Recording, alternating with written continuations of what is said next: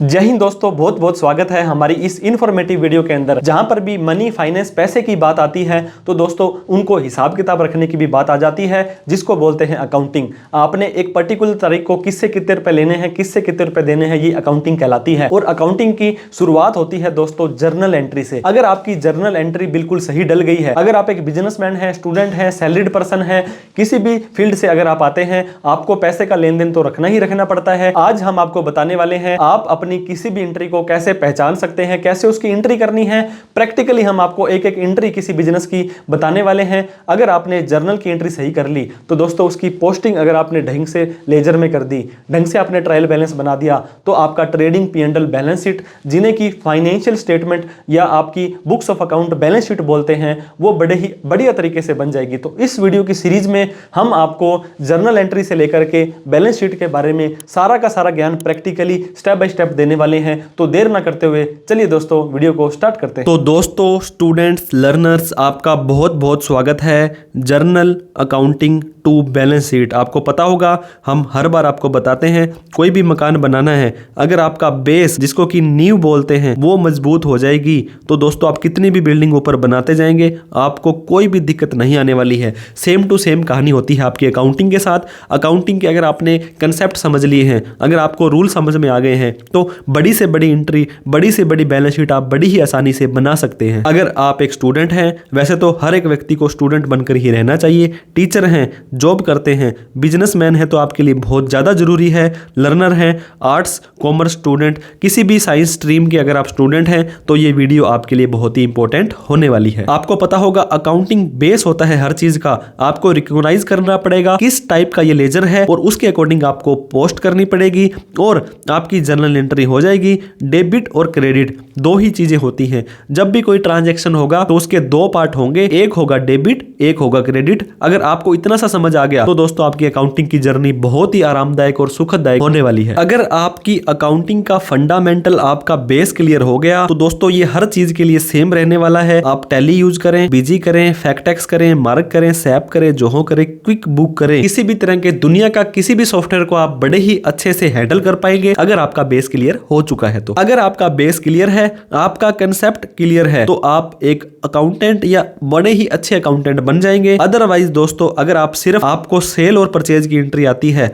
और आप अपने आप को अकाउंटेंट समझ रहे हैं तो आप गलत हैं, आप एक कंप्यूटर ऑपरेटर हैं। किसी भी बुक्स ऑफ अकाउंट को फाइनल करने के लिए क्या प्रोसेस होता है? सबसे पहले जर्नल एंट्री करेंगे, जो हमने आपको ऑलरेडी बता दिया, ये हर एक चीज का बेस होता है। फिर लेजर होता है, लेजर के अंदर उसकी पोस्टिंग होती है। ये सारी की सारी चीजें जब मैनुअल हम एंट्रियां करते हैं जब आता है, फिर आपका ट्रायल बैलेंस बनता है, फिर trading account, P&L account, balance sheet, जिसको कि फाइनल बुक्स ऑफ अकाउंट बोलते हैं, वो बनते हैं। सबसे पहले तो आपको डिसाइड करना है कि किस तरह की एंट्री है और क्या उसका ट्रांजैक्शंस है। दोस्तों आपको पता होगा ऐसा कोई भी खर्चा जो मेजरेबल होता है, मेजरेबल मतलब जिसको पैसे से नापा जा सकता है, तो उसी की एंट्री सिर्फ होगी। जैसे कि आपने एम्प्लॉय को सैलरी दी तो आपको पता होगा मैंने 1,000 रुपये, 5,000 रुपये, 10,000 रुपये महीने की सैलरी दी है। अगर आपके एम्प्लॉयज में कोई डिस्प्यूट हो गया है या इस तरह का कोई भी जो डिटेल है दोस्तों जिसको आप पैसों में नाप ही नहीं सकते हैं, उसकी एंट्री आपकी नहीं होगी, वो बुक्स ऑफ अकाउंट में नहीं जाने वाले हैं। अकाउंट्स की बात कर लें तो purchase account, sale account, capital, rent, debtors, creditor, building, cash, bank, बहुत तरह के देखिए दोस्तों इस तरह के आपको अकाउंट देखने को मिलेंगे, जहां पर आपको पहले अकाउंट को रिकॉग्नाइज करना है, फिर उसकी आपको एंट्री करनी होती है। जो अकाउंट होते हैं ये सिर्फ 5 ही कैटेगरी में आपको बांट सकते हैं। एक एसेट होता है जो आपकी संपत्ति बन गई, एक लायबिलिटी होती है जो देनदारी, आपको पैसा देना है, इनकम जिसके लिए आप काम कर रहे हो, या प्रॉफिट, खर्चा जो बिजनेस को इनकम कमाने के लिए जो खर्चा किया, इसके अलावा कैपिटल या ड्राइंग्स होती है। अगर आपने इन 5 हेडिंग को सीख लिया, समझ लिया, तो दोस्तों मैं आपको विश्वास दिलाता हूं अकाउंटिंग आपके बाएं हाथ का खेल हो जाने वाला है। तो सारे के सारे बेसिक कंसेप्ट हमने ऑलरेडी डिटेल की वीडियो में बता रखे हैं। आज आप आपको जर्नल एंट्री बताने वाले हैं। Generalized the following transactions in the books of A limited deal in books. ये बुक्स मतलब किताबें वगैरह बेचते हैं और इस फर्म का नाम है ए लिमिटेड। उसके बाद में उसको पोस्ट करो लेजर में, फिर ट्रायल बैलेंस बनाओ, फिर इसका ट्रेडिंग P&L और इसकी बैलेंस शीट बनाओ। ये सारी की सारी चीजें आपको हम बताने वाले हैं। 31/3/2025 वाला जो साल खत्म हुआ है उसके लिए ये बात कर रहे हैं। अब प्रैक्टिकली दोस्तों हम बात करें, इतनी तरह की एंट्रीज उस व्यक्ति ने हमसे करवानी है। सबसे पहले एक राम ने अपना बिजनेस स्टार्ट किया कैश से 1 लाख रुपए में। बाद में उसने जो कैश था वो बैंक में डिपॉजिट करवाया, जिसको कि हम बोल सकते हैं कॉन्ट्रा एंट्री। सारी की सारी चीजें जब आप एंट्री करने जाएंगे टैली की, बीजी की, जब आपको डिटेल में समझाया जाएगा। अब परचेज की उसने अपना माल, ये गुड्स हो गया, उसने वेजेस पेड की, उसने सैलरी पेड की, उसने बैंक से लोन लिया, उसने कोई व्हीकल खरीदा, उसने सेल करने के लिए कोई खर्चा किया और उसने सेल की। तो इन सभी की एंट्री आपको दोस्तों विद एग्जांपल प्रैक्टिकली हम आपको बताने वाले हैं। अब मैं आपको बताना चाहूंगा, we need to prepare books of account. हम ए लिमिटेड की बुक्स बनाएंगे और उसका जो मालिक है वो मिस्टर राम है। तो आपको पता होगा राम अलग है और ए लिमिटेड अलग है, और क्योंकि बिजनेस अलग होता है और बिजनेसमैन अलग होता है, दोनों के लिए अलग अलग सिस्टम यहाँ पे किया जाता है। जो भी हमारी एंट्री होती है दोस्तों जर्नल की, वो जर्नल के अंदर ही होती है। और जर्नल कुछ इस तरह का होता है, date, particular, ledger folio, debit और क्रेडिट। मतलब किस तारीख को एंट्री कर रहे हो। मान लीजिए 1/4/2025 को एंट्री कर रहे हो, पर्टिकुलर के अंदर एक खाता डेबिट हो जाएगा, एक खाता क्रेडिट हो जाएगा। लेजर फोलियो मतलब इस एंट्री को कौन से लेजर नंबर में, मान लीजिए 10 नंबर लेजर में हम इसको पोस्ट करेंगे। मान लीजिए 1 लाख रुपए हमारा डेबिट हुआ है तो 1 लाख रुपए ही हमारा क्रेडिट होगा। इस चीज को आपको ध्यान देना है। हालांकि अगर कंप्यूटराइज अकाउंटिंग अगर आप करते हैं तो आपको ज्यादा टेंशन नहीं लेनी है, लेकिन फिर भी आपका बेस आपको क्लियर होना चाहिए। अब पहली एंट्री दोस्तों मैं आपको बता रहा था 1 अप्रैल को इन्होंने की कि राम ने बिजनेस स्टार्ट किया कैश के साथ में 1 लाख रुपए का। अब दोस्तों इस एंट्री के अंदर कौन कौन से 2 लेजर इन्वॉल्व हैं उनको आपको ध्यान देना है। 2 अकाउंट हैं, एक तो कैश आया, कैश आपके बिजनेस के अंदर आया, और एक राम का खाता जो कि ओनर है, जिसको हम कैपिटल अकाउंट बोलते हैं, क्योंकि उसने पूंजी लगाई है, अपना बिजनेस स्टार्ट किया है। तो जो भी पैसा आता है उसको डेबिट करना है, या आपकी एसेट बढ़ जाती है तो वो डेबिट होगी। तो कैश बिजनेस में आया, एसेट थी, आपकी डेबिट हुई, और राम का कैपिटल अकाउंट, ओनर अकाउंट हमारी लाइबिलिटी है, इसको हम क्रेडिट करेंगे क्योंकि हमारी लाइबिलिटी बढ़ गई और हमारा कैश भी बढ़ गया। तो एंट्री कुछ इस तरह से होगी दोस्तों, कैश अकाउंट डेबिट। डेबिट क्यों? क्योंकि हमारी कैश एसेट थी और बढ़ गई। और राम कैपिटल अकाउंट, ये हमारी लाइबिलिटी थी, हमारा क्रेडिट साइड था और ये भी बढ़ गया, तो इसको भी क्रेडिट कर देने वाले हैं। ये नरेशन होती है, being business started by proprietor with the capital in cash. तो इस तरह से आप उसको लिख सकते हैं, थोड़ा सा नरेशन दे देंगे तो एंट्री किस बारे में है, आपको इन फ्यूचर में कभी भी देखना पड़ा तो बड़ी ही आसानी से आप उस एंट्री को देख सकते हैं, समझ सकते हैं। अब दोस्तों अगली एंट्री है कैश डिपॉजिटेड इनटू बैंक ₹40,000। जो 1 लाख रुपए कैश लेकर के आया था, सबसे पहले तो ये ध्यान दें कि आपके पास इतना कैश इन हैंड होना भी चाहिए। अगर आपके पास कैश होगा तभी तो आप उसको जमा करवा पाएंगे। इस एंट्री को बोलते हैं कॉन्ट्रा एंट्री। मतलब ये इससे कुछ भी फर्क नहीं पड़ेगा, हमारा पैसा कैश की जगह बैंक में चला गया या बैंक की जगह कैश में आ गया तो सेम फर्क पड़ेगा। तो कौन कौन से 2 अकाउंट इन्वॉल्व हैं दोस्तों? कैश हमारा जा रहा है क्योंकि हमारी एसेट थी, और बैंक हमारा बढ़ रहा है, बैंक में हमारी एसेट है।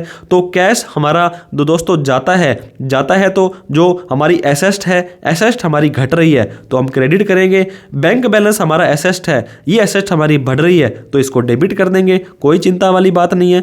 हमारा बैंक अकाउंट डेबिट हो गया, मतलब 40,000 रुपए हमारे बैंक के अंदर आ गए और कैश 40,000 रुपए से हमारा कम हो गया तो यहाँ पे 40,000 रुपए आ जाएगा। Being cash deposited into bank account, इस तरह की एंट्री आप यहाँ पे कर सकते हो। अगली एंट्री दोस्तों, परचेज्ड किया उस व्यक्ति ने इतनी बुक्स की इतने रुपए के हिसाब से और उसने पे ये की कैश के अंदर। कौन कौन से 2 अकाउंट इन्वॉल्व है? एक तो आपको पता लग गया होगा, उसने कैश दिया या बैंक से दिया होता तो बैंक हो गया। दूसरा है उसने माल खरीदा है, तो माल खरीदा है तो आप गुड्स का खाता बना सकते हैं या उसको परचेज अकाउंट में भी कर सकते हैं। परचेज आपका खर्चा है, खर्चा आपका बढ़ गया तो आप इसको डेबिट करेंगे, और कैश आपका जा रहा है, एसेट है, या आपका घट रहा है तो आप इसको क्रेडिट करेंगे। तो इस तरह से परचेज अकाउंट डेबिट या गुड्स अकाउंट डेबिट हो जाएगा, और कैश आपका चला गया तो कैश आपका क्रेडिट हो जाने वाला है। इसके बाद में अगली एंट्री है वेजेस पेड 6,000 रुपए इन कैश। अब यहाँ पे दो कौन कौन से अकाउंट इन्वॉल्व हैं। एक तो आपको कैश बिल्कुल ही ट्रिगर कर जाना चाहिए, क्योंकि आपने वेजेस पेड की है। वेजेस आपका क्या होता है, खर्चा होता है। जब भी खर्चा बढ़ेगा तो आप उसको डेबिट करेंगे, और कैश दोस्तों आपका घट रहा है तो आप उसको क्रेडिट करेंगे। तो इस तरह से आप इस चीज की एंट्री कर सकते हैं। ये आपका है वेजेस। वेजेस मतलब आपकी मजदूरी, लेबर खर्चा, रेंट, सैलरी कुछ भी आ जाएगा उसको आप डेबिट करके टू कैश अकाउंट, मतलब कैश को आप क्रेडिट कर देंगे क्योंकि आपका कैश इतना घट गया है। सैलरी पेड कर दी, 3,000 रुपए तो नगद दिया और 5,000 रुपए उसने बैंक से दिया, चेक से दिया। अब यहाँ पे 3 एंट्री हो सकती है। एक ही जर्नल एंट्री के अंदर 3, 4, 5 कितनी भी तरह की ट्रांजैक्शंस इन्वॉल्व हो सकती हैं। तो यहाँ पे 3 अकाउंट है दोस्तों।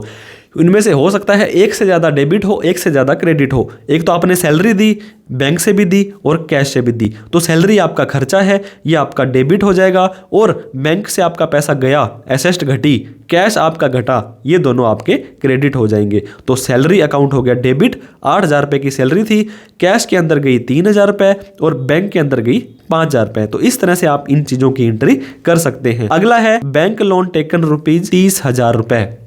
अब दोस्तों जब भी आप बैंक में लोन लेने जाएंगे तो वो आपको एक अलग से लोन अकाउंट खोल देते हैं और लोन अकाउंट का पैसा आपके बैंक अकाउंट में ट्रांसफर कर देते हैं। तो कौन कौन से बैंक अकाउंट यहाँ पे इन्वॉल्व हैं। एक तो बैंक के अंदर पैसा आएगा और एक बैंक लोन के अंदर हमारी लाइबिलिटीज खड़ी हो जाएगी। तो इस चीज का आपको ध्यान देना है। जो भी लोन का पैसा होगा वो हमारे बैंक में ही आ जाएगा। मान लीजिए बैंक वालों ने हमें वो लोन है वो पैसा निकाल करके नगद दे दिया तो हमारा कैश आ जाएगा, नहीं तो बैंक के अंदर ट्रांसफर करेंगे। बैंक हमारी एसेस्ट है तो एसेस्ट हमारी बढ़ जाने वाली है, बैंक अकाउंट डेबिट हो जाएगा। और हमारी बैंक का लोन हमने लिया था दोस्तों, वो हमारी लायबिलिटी थी, हमारा पैसा वो चुकाना है वापस में, तो इसलिए उसको हम क्रेडिट के अंदर, लायबिलिटी के अंदर खड़ा करेंगे। लायबिलिटी बढ़ गई क्रेडिट, हमारा बैंक बढ़ गया, वो एसेट बढ़ गया, वो डेबिट हो जाएगा। Purchased vehicle of 15,000 in cash. अब दोस्तों फिर से 2 अकाउंट हमारे कौन कौन से इन्वॉल्व हैं। एक तो हमारे पास में कैश गया, एक हमारे पास व्हीकल आया। जो चीज आ रही है उसको डेबिट करना है, जो चीज जा रही है उसको क्रेडिट करना है। तो व्हीकल हमारी एसेट थी, बढ़ गई, डेबिट होगी।